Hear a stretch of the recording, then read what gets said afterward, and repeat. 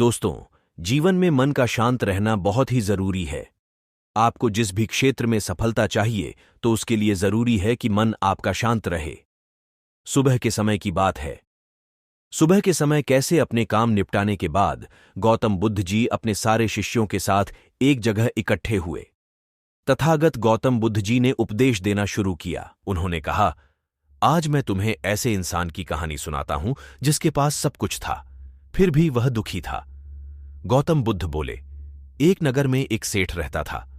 उसके पास लाखों की संपत्ति थी, बहुत बड़ी हवेली थी, नौकर चाकर थे, फिर भी उस सेठ के मन में शांति नहीं थी। किसी ने उस सेठ को बताया कि इस नगर के बाहर एक साधु महात्मा रहते हैं, वे लोगों के लिए कुछ उपाय करते जिससे लोगों को मनचाही चीज मिल जाती है। एक दिन वह सेठ उस साधु के पास पहुंचा और निवेदन किया। बोला, साधु महाराज, मेरे पास धन की कमी नहीं है, फिर भी मेरा मन अशांत रहता है। आप ऐसा कुछ करें कि मेरा मन शांत हो जाए। सेठ ने सोचा, साधु उसको कोई तावीज देंगे या उसके लिए कुछ ऐसा करेंगे कि उसकी इच्छा पूरी हो जाएगी, जिससे उसका मन हमेशा के लिए शांत हो जाएगा। लेकिन साधु ने ऐसा कुछ भी नहीं किया, बल्कि अगले दिन सेठ को धूप में बिठाए रखा और खुद अपनी कुटिया में छाया में आराम से जाकर बैठ गए। गर्मी के दिन थे।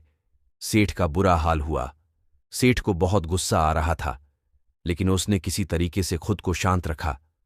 दूसरे दिन साधु ने कहा, आज तुमको दिन भर खाना नहीं मिलेगा। भूख के मारे दिन भर सेठ के पेट में चूहे कूदते रहे, लेकिन अन्न का एक भी दाना उसके पेट में नहीं गया। और उसने यह भी देखा कि साधु ने तरह तरह के स्वादिष्ट पकवान बड़े आराम से उसी के सामने खाए। सेठ उस रात बहुत परेशान रहा। वह बिल्कुल नहीं सो पाया।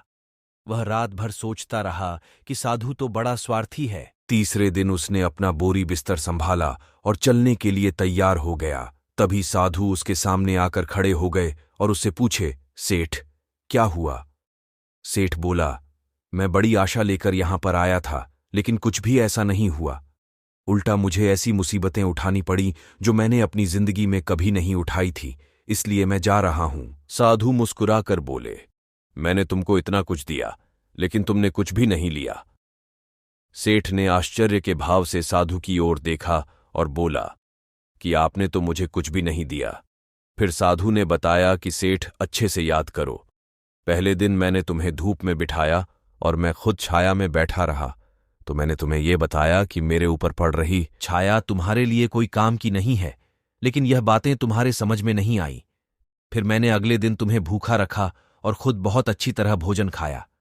उससे मैंने तुम्हें यह समझाया कि मेरे खा लेने से तुम्हारा पेट नहीं भर सकता। सेठ, याद रखो, तुम्हें मेरी साधना से कुछ नहीं मिलेगा। तुमने अपना धन अपनी मेहनत से कमाया है, तो तुम्हें शांति भी अपने पुरुषार्थ, साधना और मेहनत से ही मिलेगी। सेठ की आंखें खुल गईं और उसे अपनी मंजिल तक पहुंचने का रास्ता मिल गया था। साधु के प्रति अपना आभार प्रकट करके वह अपने घर लौट आया। इसलिए दोस्तों, बाहर की शांति खोजने की बजाय आंतरिक शांति को खोजिए, आपको सफलता जरूर मिलेगी। धन्यवाद। नमो बुद्धाय। अगर ये वीडियो आपको अच्छा लगा तो लाइक, कमेंट और शेयर जरूर करें और इस चैनल को प्लीज सब्सक्राइब कर लें।